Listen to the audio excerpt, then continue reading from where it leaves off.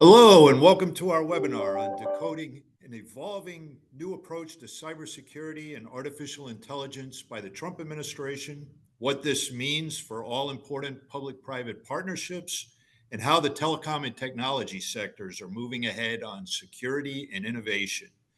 This webinar is hosted by USTelecom, Inside Cybersecurity, and Inside AI Policy.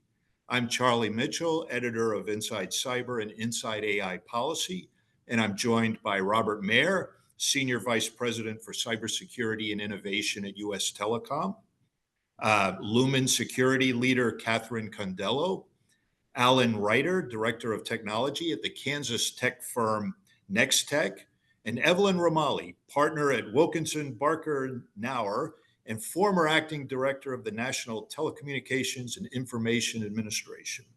I have a couple of little housekeeping notes for our audience. You can submit questions by clicking on the Q&A tab on your screen.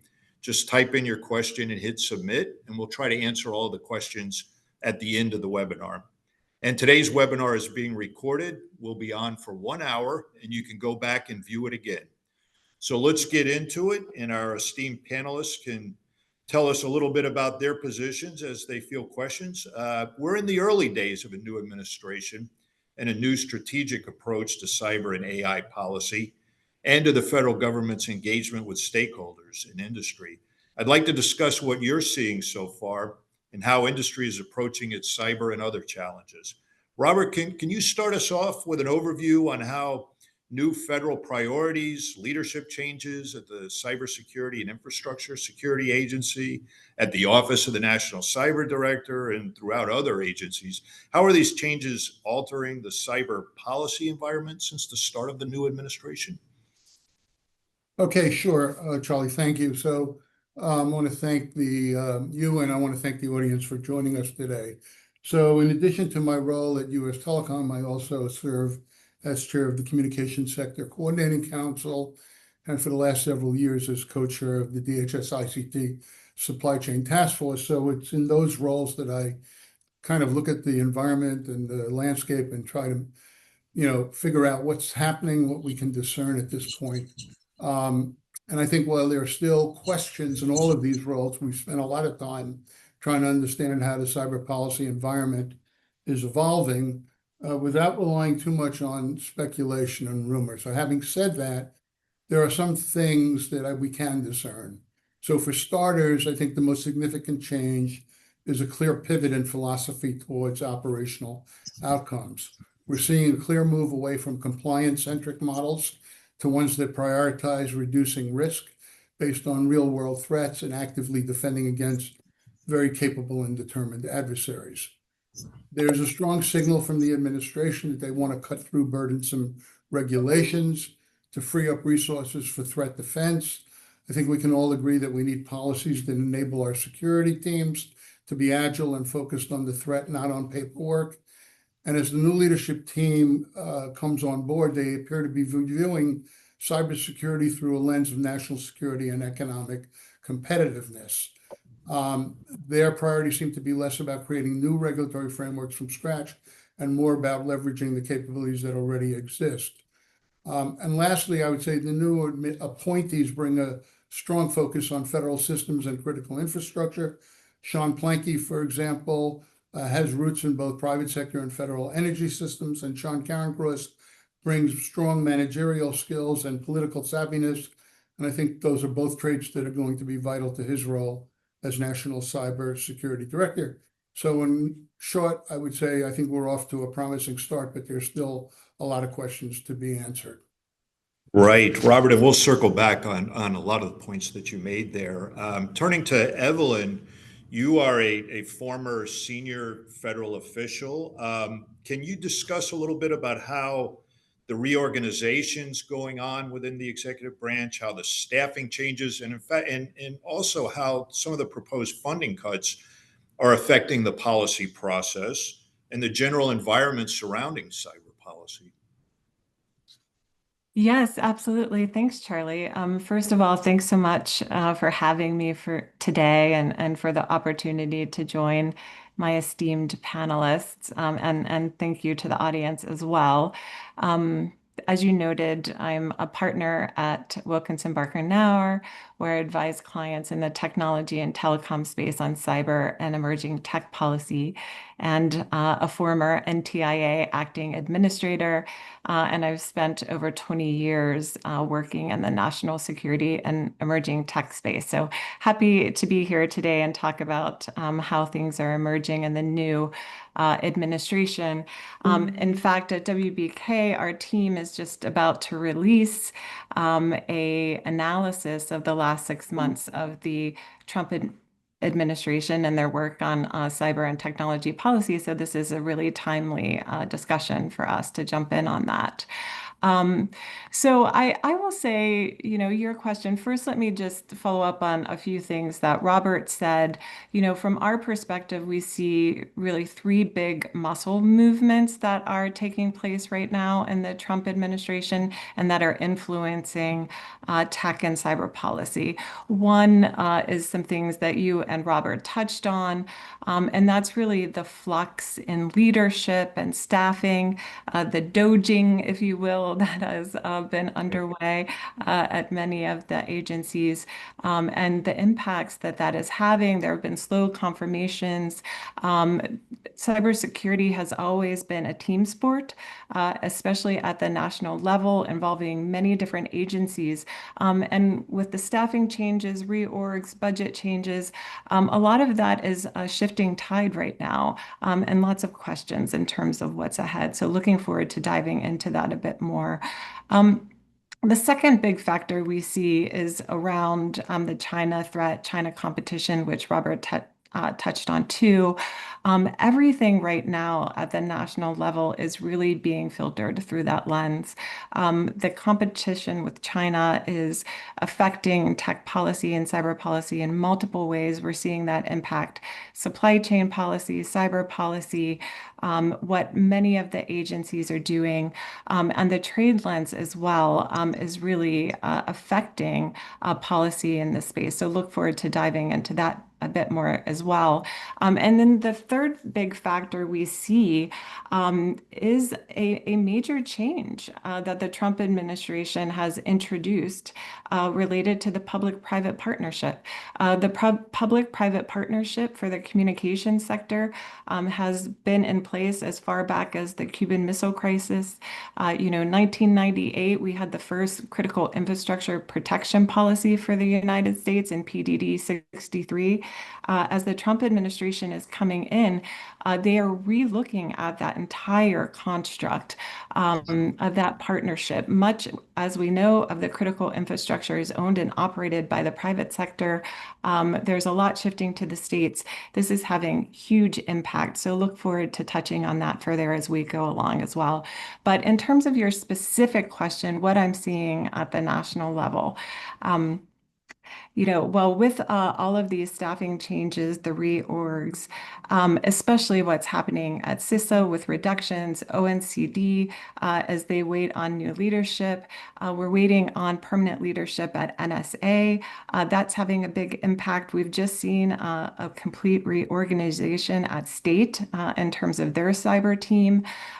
So this is, again, with it being a team sport, all of these changes are having major implications. And so what are we seeing from that? Well, again, there's still a lot that we don't know yet. As leadership comes into place, they will, of course, put their mark on how they want the agencies to evolve. But in the meantime, we're seeing more leadership in places where maybe CISA and NSA have traditionally led. You're seeing more activity from the Department of Commerce, the Bureau of Industry and Security, in terms of the work that they're doing on supply chain exclusions, dealing with the China threat. You're seeing more activity from the Federal Communications Commission on the supply chain front. And we're also seeing You know, another change I would say while we're waiting on more certainty is we know that the Trump administration also signaled when they were coming in that they wanted to place more emphasis on offensive deterrence. And so you're seeing the intelligence community more happening in that space. We have a smaller National Security Council now. There were major cuts there. And so that leadership at the national level is also now more diffuse. You're seeing decision making happening amongst a smaller group of principals, and much of it, again, is being filtered through the trade lens. So a lot in flux right now. And as we continue the conversation, look forward to unpacking that. But mostly, I would say there's still a lot of uncertainty as we wait for additional leadership to come on board.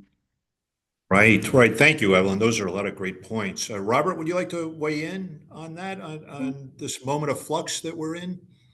Well, we are in a moment of flux. I mean, there have been some things that were in place that, were eliminated, like the Critical Infrastructure Partnership Advisory Council, which serves as the underpinning for a lot of the public-private partnership activities that different sectors were involved with. We're hoping that that will be restored so that some of that work can continue.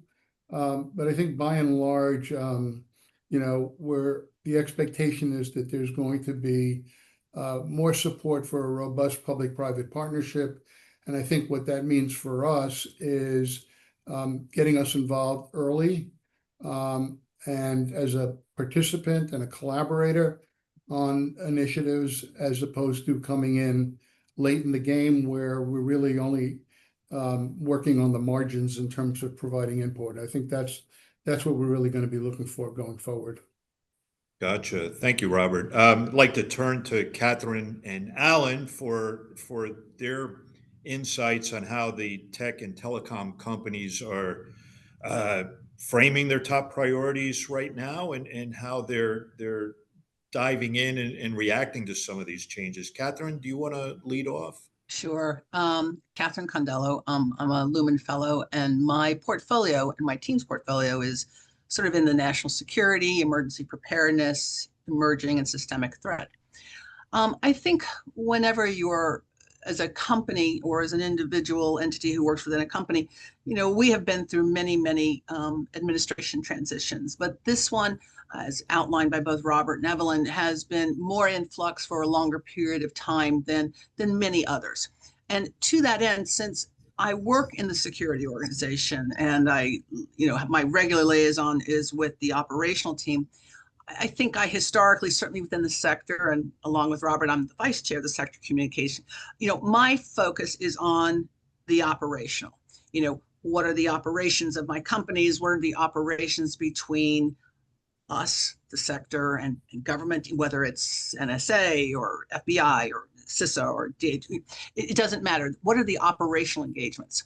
So as things are in flux and as things are being reviewed, for the sector, our top three priorities have been, one, to make sure, particularly since it's hurricane season, that the doging and the transfer of and the translation of personnel has not impacted the operational engagement between Lumen and the sector with U.S. government. These are things like FEMA, Emergency Support Function 2, because again, it is the hurricane season.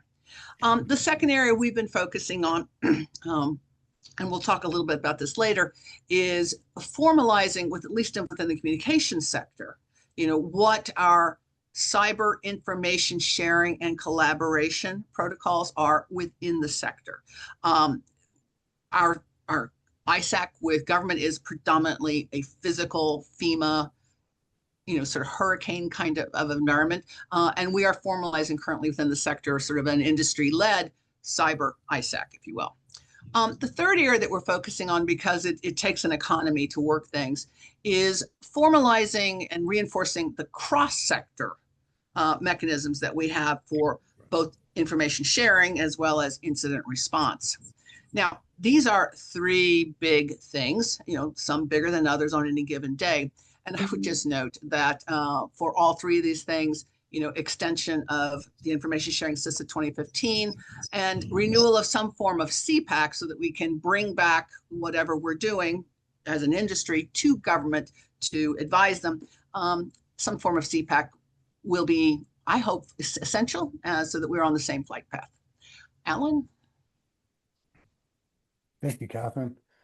One of the benefits of going last, I guess, is most of the things have been covered as I went through this, but I'd like to thank everyone for attending today's webinar, and I'm very thankful for being invited to participate on today's panel. My name is Allan Reiter. I've been in the industry for about 35 years. My last 19 years have been with Nex-Tech, who's a telecom provider in Northwest Kansas. My current role is Director of Technologies. So, as everyone said, we're in the early days of this new administration, and there's a lot of activities going on in many fronts. And for what are the top security challenges and priorities that we're facing as a small to medium-sized telecommunications provider, is being able to evaluate and respond to the daily cybersecurity threats that we see in the daily reported vulnerabilities. And as Kathryn had mentioned, communication and collaboration are key to making us all successful in this area. You can apply this to the internal systems that are necessary to run the organizations that we all work for. Also, you can apply that to your external services that you provide to your customers, be it your voice services, data services, or whatever services you might have. And the vulnerabilities that are released on those on a daily basis. Having a comprehensive list of your systems as outlined in NIST 2.0 will help narrowing down the time to find exposures in your system. Let's face it, not very many people know all of the hardware and all of the software in everyone's systems. And even fewer know the configuration of those systems and the services that they provide. Also, addressing operational technology, or OT, is a big concern of ours, as a lot of the equipment is no longer supportable, but is necessary to provide TDM services. So moving to IP everywhere will be a great step in the right direction. Finally, I'd like to say that small operators having the time to do this and the staff to fully understand and apply these advisories, if they need to defend against it, and if so, how quickly. The biggest challenge is to focus your efforts on the highest impacted vulnerabilities and assessing the risks associated with them to turn on them as quick as possible. Is this a tonight issue, a tomorrow issue, or a next week issue? A national risk register could help in this battle. And while the question also covered AI, there are many top priorities as it pertains to AI and the journey it has taken many of us on, from creating a common sense approach, having controls, policies, and procedures to protect everyone's data. All this while balancing the fast pace of AI and the innovation and cybersecurity concerns that go along with it. But we'll get into AI more later in the webinar.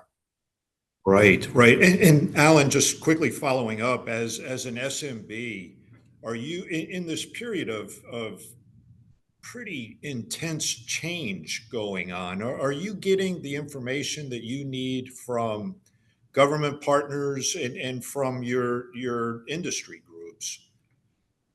I don't know as you can ever have enough information. That's why I wanted to highlight within, one of my talking points there was the collaboration and communication, which I think is an area that we can, all probably agree on, we could improve on.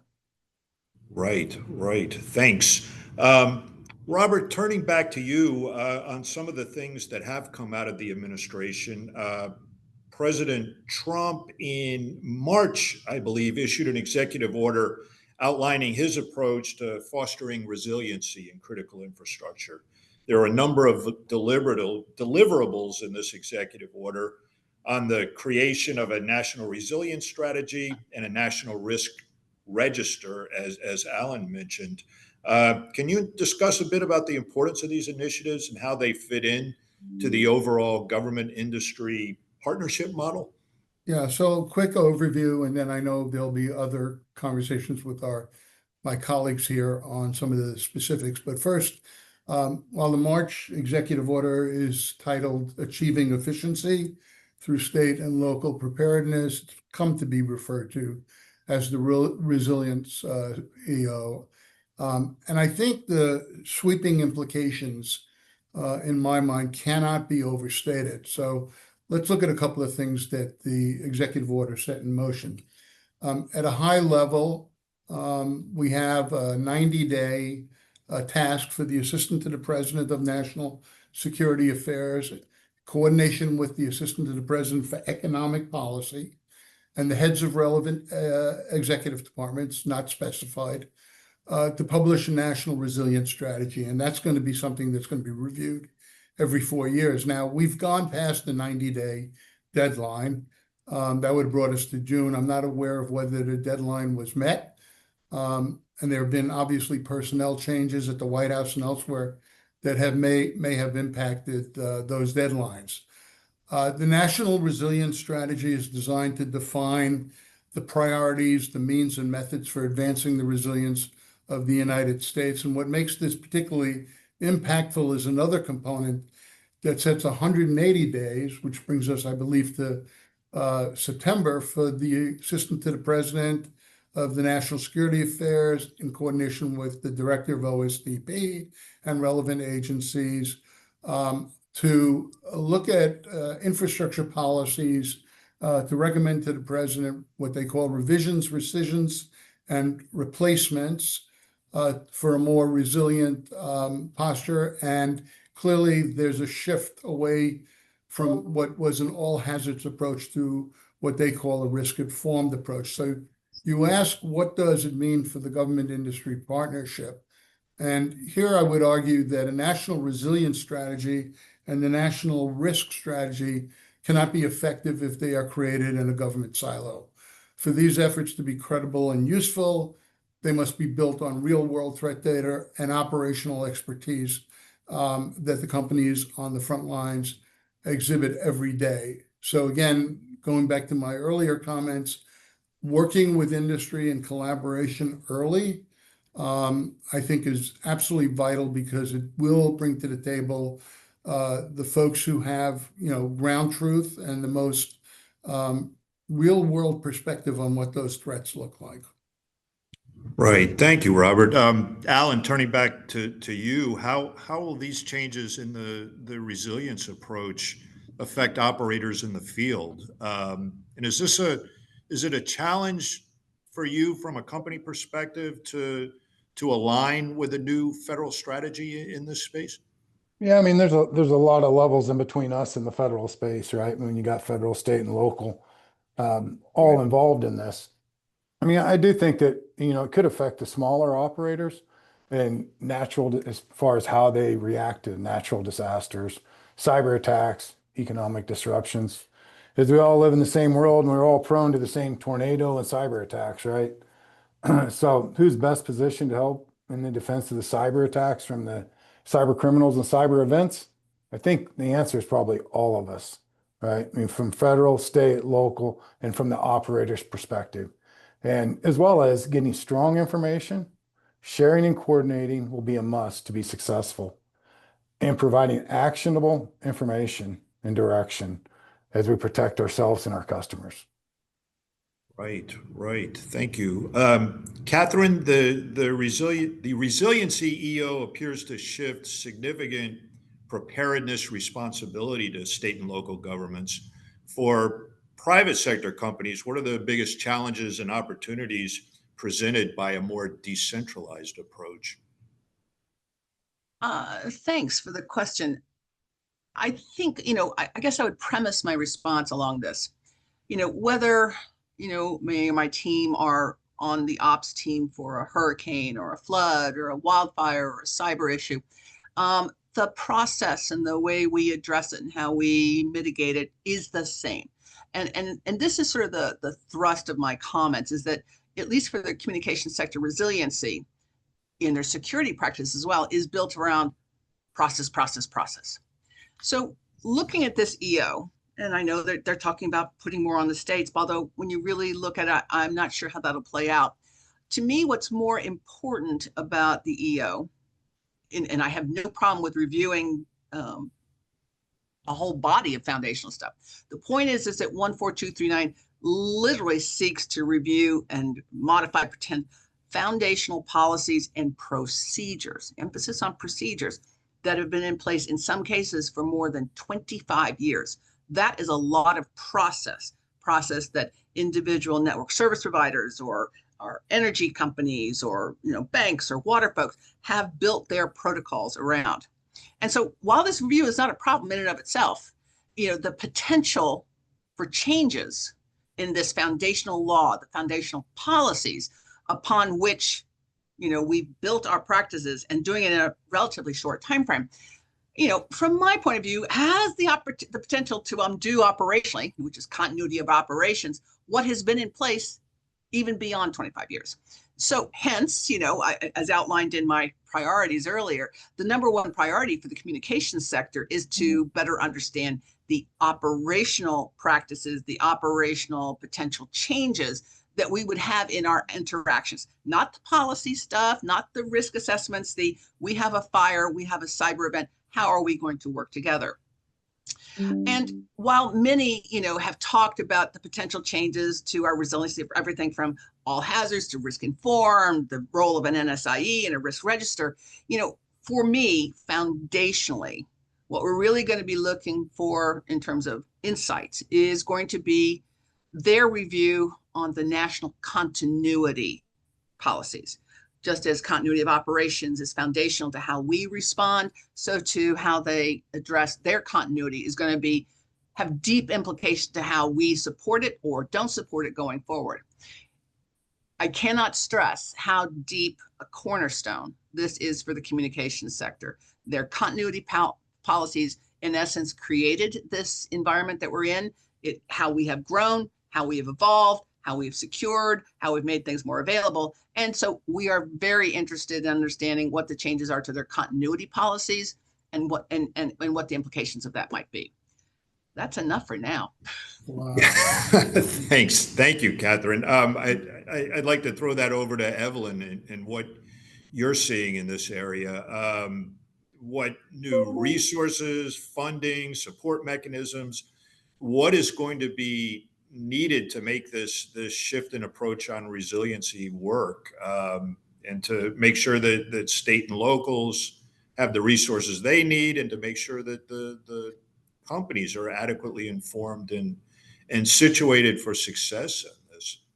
Yeah, it's such a good question, Charlie. And not to be flippant, but when I think about this question, my immediate response is, what are states and locals going to have to do? I mean, the answer is a lot, because just as everyone is talking about, we've had these structures in place for decades.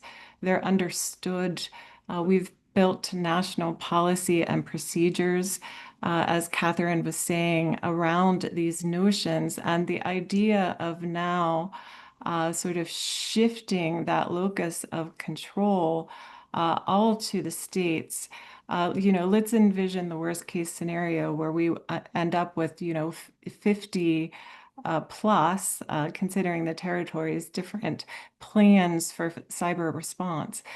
That is just not sustainable.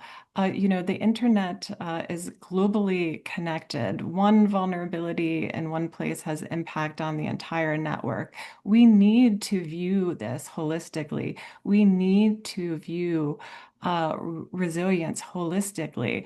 And having national at the federal level, coordination has been extremely helpful for critical infrastructure to think through, even regionally, how they respond to events. So this introduction of this potential of shifting things to the states, there's still a lot to uncover in terms of how that would work.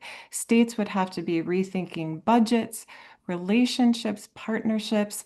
As Kathryn was saying, it's an opportunity for industry with the suggested changes in the partnership. They've been stepping up, taking advantage, showing leadership of the opportunity to suggest new ISACs, new relationships.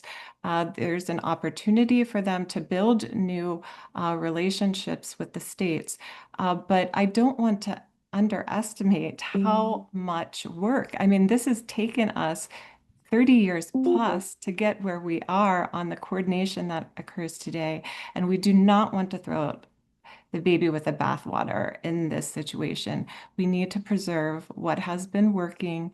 We need to perhaps bring state and locals perhaps closer into the tent. There may be things that can be tweaked, perhaps changes to budget and other things, but we need to preserve what has worked. And the other thing I will just say too, this is not a new issue. We've looked at ways to give the states some additional autonomy on the cyber front, other places. When I was at the Department of Defense, we looked at ways they could use their National Guard better in cyber response. We looked at ways that we could have more defense support to civil authorities and bring. But the bottom line was that states were not prepared to take this on by themselves. So to do an entire shift is a major paradigm change. And so again, I think it's essential that we're able to preserve what has been working well and to make changes where necessary, but we should be careful not to throw away the complete apparatus and the public-private partnership that has functioned well for multiple decades. Right, right. Well, this is going to be a really interesting policy stream to follow in the coming months, and as we see these actual work products beginning to come out of the administration. Robert, moving into the National Risk Register aspect of that's a major new initiative, and it's intended to guide investment into security. How should CISA be involved in this effort? How should the industry interact with CISA and/or with others? And what can you tell us about the methodology for identifying and prioritizing national risks? Okay, so there are some unknowns here, but let's start by saying that the National Risk Register is going to be a new centralized tool. It's to be developed within 240 days. Since March, that brings us to the middle of November. I would expect that this register becomes the analytical engine that will drive risk-informed approach of the National Resilience Strategy. Where that becomes very helpful is we get into, I think, finally some real prioritization of efforts and also some clarity in terms of how it relates to real-world threats. Now, I have to believe that CISA will have a significant role as a convener and a facilitator, since they're well positioned to bring together government and industry to build a shared understanding of risk. And we've demonstrated this highly collaborative engagement for the past 5 years through the work of the DHS ICT Supply Chain Risk Management Task Force. Now, as for the methodology for identifying and prioritizing risk, I would strongly urge those tasked with this assignment to establish an open, transparent, and collaborative process that includes industry through such mechanisms as the sector coordinating councils, where I believe industry can provide some real important ground truth based on the threats that we mitigate daily. And I think industry data and operational insights must shape what I'll call the prioritization logic. Otherwise, we risk misallocating both public and private resources, which are becoming more scarce, while the threats are becoming more expansive. Right, right. And just what is this going to look like, do you think? Where is it going to reside? And what is kind of going to be the industry engagement with it on a practical day-to-day basis? Do you have a sense of that at this stage, or is it too early? I have no clue. I Okay. know what I'd like to see. As I mentioned, it's, we bring really important insights to the table. I mean, who can speak more to the operational environment than the owners and operators of critical infrastructure? So I don't think that's lost on the administration. I do think that there is, when they talk about other relevant agencies, CISA is not even specified as an agency in the executive order. But I do believe, as I've said, that they have an experience, a set of experiences and history where they can work as a convener and facilitator, but how this plays out, I don't know. And again, the deadlines, this September and November are very, talk about sprints. And we haven't to date been consulted, and we don't have leadership in key positions that can weigh in and provide some direction on how the engagement with industry might look like.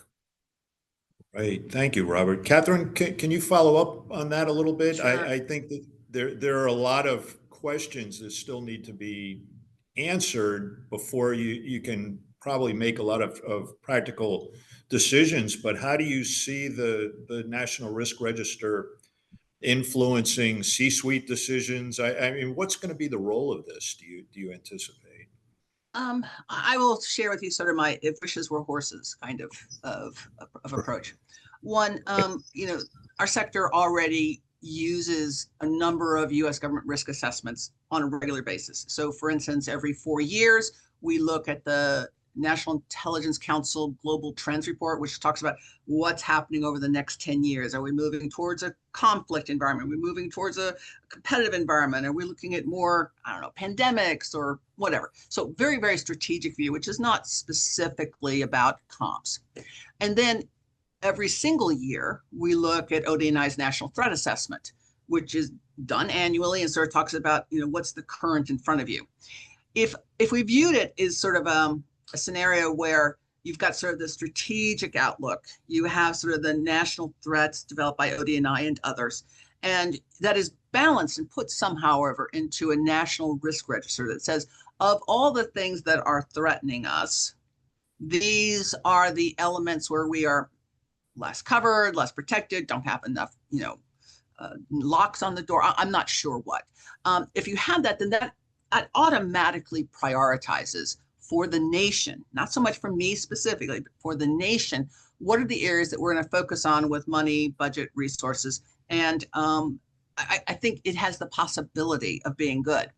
I think the concern will be that not everything on the National Risk Register, just as not everything on the National Threat Assessment, applies to, in our case, comms. It's sort of like, no, that's a different wheelhouse. I could be implicated by it if something goes wrong there, but there's nothing I can physically do about it myself. So to be able to sort of put into that perspective and to recognize that on this National Risk Register, some entities or some sectors or some functions or some portions of the economy or the ecosystem might be more impacted than others, that allows resources to be applied to assist, to mitigate, to contain, to build that resilience. If it's looked at as a one size fits all and everybody has to do the same thing, whether it applies to them or not, then that will be counterproductive. So I'm hopeful. And I certainly know that our board looks at these sort of things on a regular basis. So it would certainly come into play. Right. And potentially be a tool for your engagement with the board on a security front. Yeah. Right. Well, it'll be interesting to see the details of how this is supposed to work and how they're presenting it to you and what the points of engagement are. So we'll be looking for all of those things. Like to turn a little bit in the questions, maybe start off with Evelyn and then go to the panel. The AI competition with China is a huge issue right now, and it obviously includes a huge cybersecurity aspect, including on supply chain and in other areas. Evelyn, can you discuss a little bit about what you're seeing in this space and perhaps including some of the emerging details, such as a broader role for the Federal Communications Commission and other agencies? Yeah, absolutely. Thanks, Charlie. And so as I mentioned earlier, everything right now is being filtered through a trade and a beat China lens. So a lot of national policies are, as we look at them, as they're bubbling up through the agencies to the White House, much of the focus is on, is this policy going to help us in our trade negotiations? And will it also allow us to continue to promote superiority in technology areas where we're competing with China. The AI superiority is a big focus right now for the administration as a national security imperative. Now, that has some implications. We're using a lot of terms like dominance, and in some cases, that's creating skepticism from our allies who don't necessarily want to sign up very quickly for a situation where they feel that they don't have control over their own technology space. So even as we're moving down this path and making it abundantly clear of the priority to win the AI race against China, we're also creating some ripples, if you will, in the space. I had a colleague say recently, that the U.S. may have forgotten about Snowden, but many of our allies have not. So, as we're moving out on this AI dominance mission, it does have impacts on the cyber operations space in terms of our allies, the Five Eyes, others who we need to work closely with to make sure that they understand that we want them on the team and that even as we're looking to build the influence of U.S. technology, that means bringing our partners along with us and not leaving them in the dark or exploiting those relationships as well. I'd say there are some conflicts as well in terms of some in the administration have talked about and perhaps would like to see a complete decoupling with China. There's some tension there, whereas others see an opportunity that it's positive from a national security perspective to keep them in the tent, to have them involved in global standards operations with the US and its allies. And so you're seeing some tension there between the agencies who have different roles on this. But the big activity that the administration has taken recently to show its perspective here was its release of the AI Action Plan, which it released last week, along with 3 accompanying executive orders. That is, the AI Action Plan brings with it some sweeping actions for the federal government to undertake. There's a large role for NIST to work with the private sector, but you also see some things flowing back into the private sector for leadership, such as building the vulnerability models and working with NIST on more traditional standards for AI. You also see the executive orders looking at that focus on ensuring that the U.S. innovation, AI innovation and infrastructure is growing nationally. The administration moved away from the Biden administration focus on safety and concerns about bias to really this innovation and growth focus on AI. So they're looking at ensuring that we're building in the US and also ensuring that the global environment is open to AI technology from the US as well. One of the executive orders is focused on things like export controls that are going to give the US the ability to really lead in the AI marketplace. At the same time, agencies are aggressively taking action on the supply chain front because of the concerns with China's continuing influence in the technology space and the vulnerabilities that can create. The Bureau of Industry and Security has passed several recent rulemakings focused on keeping China technology out of our connected vehicles. They have an active rulemaking underway in the drone area, looking at similar limitations. The Department of Justice has passed new rules around sensitive data, again, looking to limit China's access to US data that they can use AI on and mine that data for national security implications. And just as you said, we're seeing the FCC play more of a role as well. They're looking to quickly take the activity that the Bureau of Industry and Security is doing under Executive Order 13873 on those restrictions in the supply chain. They want to build those into their covered list so that that equipment will also be restricted from the marketplace under their own regulations. So we're seeing a lot of activity where AI, China, trade come together with the various agencies taking action here. Right, right. Thank you, Evelyn. Robert, would you like to weigh in on some of this, including the FCC role? I have to say that Evelyn's account is complete.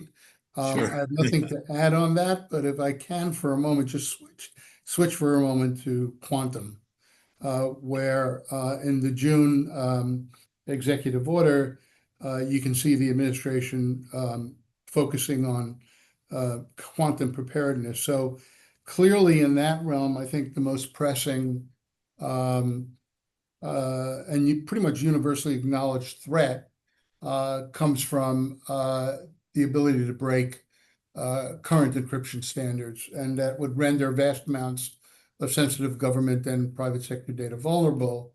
We often talk about the adversaries operating under the harvest now, decrypt later approach. So at USTelecom, we've just actually formed the quantum working group so we can share information on concrete phased roadmaps for post-quantum cryptographic migration. So these plans should outline timelines, resource allocation, and clear responsibilities for transitioning legacy systems. There's a crucial need, I think, on the part of industry and working with government on proactive engagement with technology vendors, supply chain partners, with inquiries regarding their timelines for incorporating post-quantum cryptography into their products and services. And this is especially critical for hardware security modules and other foundational infrastructure components. And finally, I would also add the need for government and industry to invest in quantum literacy. Broad-based initiatives are needed to raise a general understanding of quantum computing's implications among policymakers, business leaders, and the public. And, with the emphasis on how do we make sure that we win the race on AI and technologies, there's no question that China is working very hard to make sure that they have quantum supremacy. They've made a lot of advances, some of which are not fully understood by the West, and we need to make sure that we do everything possible to prepare for an environment where quantum will fundamentally change how we think about security. So thanks for letting me go off on that tangent. Right, right. Well, thanks, Robert. You actually led me into the next question I was going to ask Kathryn about, and about quantum. Kathryn, would you like to riff off of Robert's comments a little bit? Sure. So we've gone from the 100,000 global perspective. Thank you, Evelyn, to Robert, but on the floor, on the ground, operationally, I think hopefully most critical infrastructure entities are focused on sort of the roadmap. What these are the steps. They outline them in a gross. It was released in 2023. The migration to a post-quantum encryption cryptography roadmap. And I know that Lumen's on this path. I think the sectors are on this path. And in particular, for a communications company, we have to be on that path because NIST and all the various government agencies have said, of all the critical functions that need to be post-quantum cryptographic ready, guess which one of them is us, sort of those who provide content and information communication services. So we're already on the path, and everybody else, needs to be on that path as well. For me, looking at the AI action plan, all 95 tasks, 95. So this will be interesting, but I think for the communications providers, certainly Lumen, we are very, very much focused on that, irrespective of whether we're accelerating AI innovation or AI security, you need a platform to do it on. And certainly the AI, action plan talks about the data centers and it talks about energy, but you need to connect the dots. And within our sector, we're the ones that you need to have highly secure, low latency, high capacity bandwidth. So over the next 12 to 18 months, I think what you're going to be seeing in the AI side, certainly not that we're going to be ignoring the policy discussion, but you're going to be seeing a build out of infrastructure that can support the AI economy and the AI mechanisms. So, between little roadmaps for post-quantum, adaptivity, and building a roadmap and building an ecosystem for AI competence, that's what I think we'll be doing operationally. Right, right. And I know that USTelecom has spoken quite a bit about this and about telecom's role in the infrastructure build out and how critical that's going to be. And I'm sure that's a very crucial question for Allan as well. If you'd like to weigh in on this and how some of the next gen techs are evolving in this space and are going to create issues for companies in your sector. Yeah, I mean, it's kind of hard to follow up Robert on that because he nailed a lot of the, prior post-quantum cryptography points. I mean, data that you have today, data that's being harvested today, data that's being intercepted today is not going to be safe tomorrow. I mean, until you implement your post-quantum cryptography, anything is going to assume to be crackable and unsecured with quantum and AI in the future. I mean, I think that's the safe assumption. I'm not saying that's the case. I'm just saying that's, it's an assumption. As far as, Right. The AI action plan, reading through that, there's a lot of things that come out. There's a lot of things to read, right? But I think it did a pretty good job of laying out, a start for an AI roadmap. Because a lot of people know where they want to go, but they don't have a roadmap on how to get there. Right. And that's the tough part, because without a roadmap, you don't know how quick and agile you need to be, because you can't be slow about this and be outpaced by AI, which has happened, throughout the course of this last couple of years. And you have to have a safe place to develop your AI aspirations, right? I mean, you can't expose your data or anyone else's data during this process or this experiment with AI going on. And then, I guess for me, been doing this for 35 years, right? I mean, I've seen the start, as many of us on here have seen, the start of the internet, right? In 35 years, this is one of the most exciting and scariest in the same sentence when we look at this, at AI. I mean, it's the most powerful tool I've ever seen in all of my 35 years. And I've never seen anything changing at a pace such as this. Right, right. And with that in mind, let me ask the panel that as the administration shifts the federal focus on AI from implementing safety to focusing on innovation and winning the big race, how does the federal government's change in focus change what the companies are going to do and change your focus on AI security vulnerabilities and issues like that? Does it have a tangible impact on what you do on a day-to-day basis? Maybe start with Kathryn on that. I don't think any critical infrastructure provider would, even if they want to innovate like crazy, they're going to innovate as securely as they possibly can with the information they have. So, maybe the emphasis is on, X versus Y. But the point is that, irrespective of what we're doing, you've got to look at it as a security issue, just as you look at anything within your business, within your operations, as a tool, as a mechanism. So I don't think it goes away just because there's a different emphasis on innovation. What I do think will happen, though, is that because there is an emphasis on innovation, I think that maybe, for those who are not quite, the days when I've got an app for this days, where you literally new apps were bubbling up. I do think the opportunity exists. So I think the onus is on, the entities that are doing the data centers, the energy, the continuity, the connectivity between these, that an environment of how to do this safely, securely, and then launch it, yay, innovation is sort of the mindset. That would be my approach. Right, right. And Evelyn, looking at it from a policy perspective, that how do you speak to your clients about what this change in emphasis means when you move from A year ago, the federal emphasis was on safety and AI safety, which means a bunch of different things. And now it's on winning the race and innovation. Evelyn, how do you speak to your clients about that, on the significance and what that may mean for them on the ground? Yeah, and just getting a little bit more specific, as Kathryn did too. I mean, I think it has opened up some important opportunities.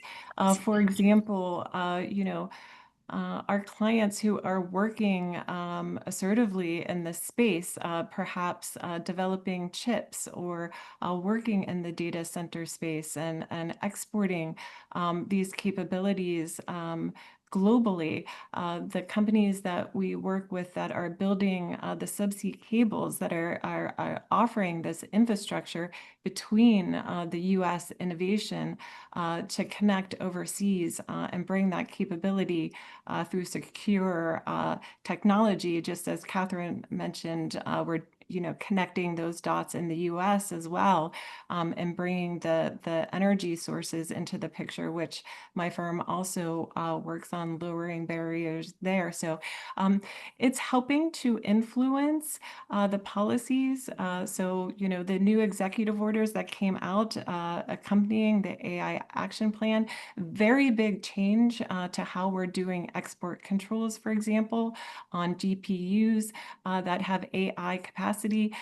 Again, a new, more nuanced policy, not necessarily focus on keeping everything out of the hands of our adversaries, but ensuring that US companies are out there leading the market, that the technology is available because we're offering trusted products. So that's how we get a secure supply chain, right? If we have more trusted players who are out there and that their technology is being adopted, and so taking advantage of these opportunities, ensuring that the policies are conducive of this leadership, and that our companies are the ones who are building it so that we can trust. Because just as Allan was saying, there's tremendous opportunity here, but some of it is scary as well. So we want to be sure that we can rely on those providers who are building this technology, and so advising them how best to take advantage of the policies in this space. Right. Let me segue out for a quick moment. We're almost at the end. We do have an audience question, and I'm not sure who might be able to field this, but whether there have been any regulatory or policy developments on submarine cables and security. And this came into the news with dragging incidents in the Baltic Sea and near Taiwan. And I know this is a huge telecom issue. It's an issue a major security issue. Is there anything going on that our viewers should be aware of and should be looking for in the regulatory process? I'm happy to jump in quickly unless someone else wants to. You go first. You go, Evelyn. So the FCC does have an active rulemaking underway. They will be voting on it actually at the meeting this month. So their white copy report and order is out. They are looking to assert some leadership to modernize the licensing process for subsea cables, to address some of these national security issues that include, the China threat and other threats from foreign adversaries that place on this technology.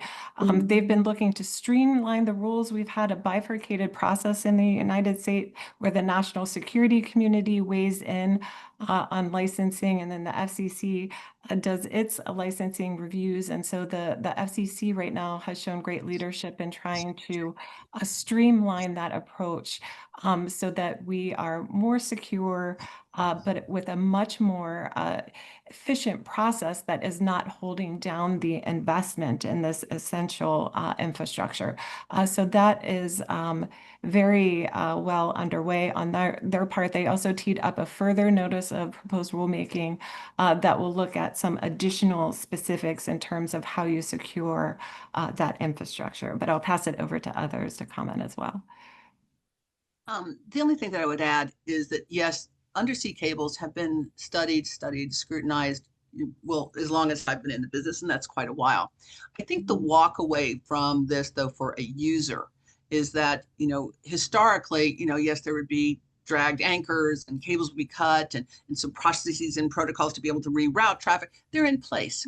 But if you're looking at an environment that is potential for geopolitical conflict, war, whatever, then I think a user needs to think about what amount of traffic am I using going from one coast to another continent? And do I have a means of, assuming that all cables got cut, well, there would be a big problem. Do I have alternatives? Do I use satellite? Do I have an alternative and diverse way to be able to address my own issues?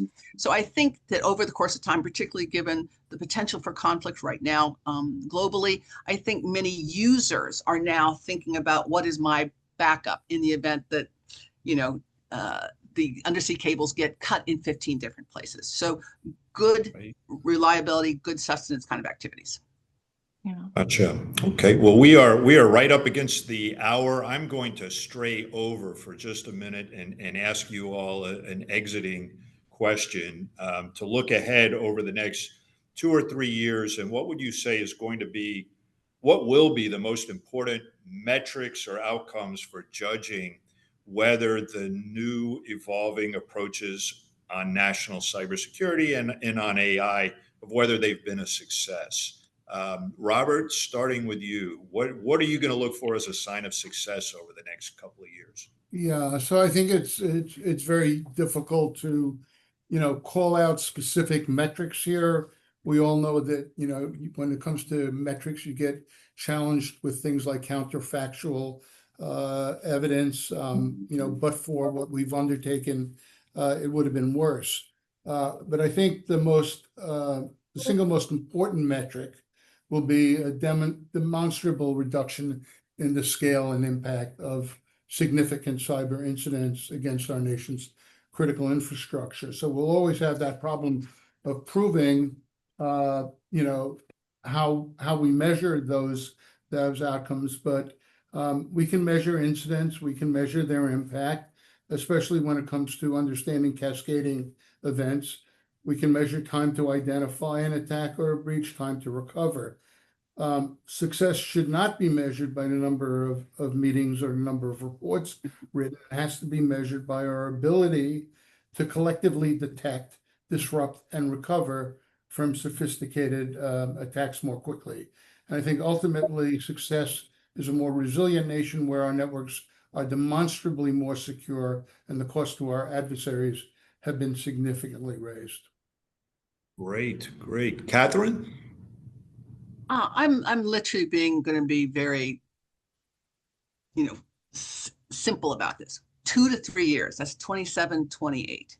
So if I'm looking for measures of success, one, I hope that industry and government jointly, independently, collaboratively have a plan for how they would respond to a national level cyber event. Multi regions, multi things, we need to have a plan. 2, I hope that all the critical infrastructure companies are well on their path to being ready for the post-quantum conversion. And 3, I'm hoping that 2 years from now, there is an amazing ecosystem of federated entities that are providing a fantastic environment for AI development in a secure and environment in a secure environment. Those would be my 3. Right. Allan, do you want to weigh in? Sure.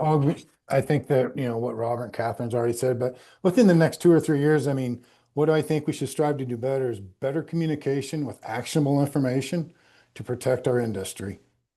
We must do better in that, especially when it comes to directed large scale attacks we've seen recently. And how do you measure that, right? As Robert alluded to, it's hard to measure those things, but if you have less corporations being ransomware, you have fewer being impacted by denial of service attacks, if you have fewer critical sectors being impacted maybe for only weeks instead of months or years, that would be a way of measuring that and having a success. Gotcha. Thank you, Allan. And Evelyn, you want to take us out? Sure, thanks, Charlie. Well, I'll just touch on three things too, and in the same way that Kathryn's gone specific, I'll go big again. I'll go the macro, but one thing is that we are seeing more. For example, we just saw a pretty prescriptive rule come out of the Intel committee that will impact ISPs in a more prescriptive way, and so. We're seeing more of these prescriptive requirements emerge for ISPs. And so I hope that over the next several years, we'll be able to preserve the ability for ISPs to still be flexible and adaptable, that we're still relying on plans more, even as there's a call for more specific actions so that they have the ability to really respond to risk. So we have to preserve, as Robert said, they know the risk space, and we have to give them the ability to be the responders to that. The second thing I would say is additional progress on AI model standards and how to evaluate for vulnerabilities. Hopefully we'll make progress there. And then the third thing is, the ability to use AI for cyber defense in a coordinated fashion that allows us to maintain our privacy and civil liberties, and the autonomy of our networks, and that those US values that make us so special as we're entering this new era. It really is US values that make us unique. We were the ones that put the internet forth first. We are leading on AI, but the important part of that is that our values accompany these amazing innovations that bring the world together. And so my hope is that we can protect who we are from a values perspective as we continue to grow these emerging technologies. Hey, I think that's a great point for us to wrap it up on. That's all the time we have. I want to thank our panelists. This was a terrific and lively discussion. And thank you for our audience, for everybody listening in. And have a great day. Thank you. Thanks, Charlie. Thank Thanks you all. all.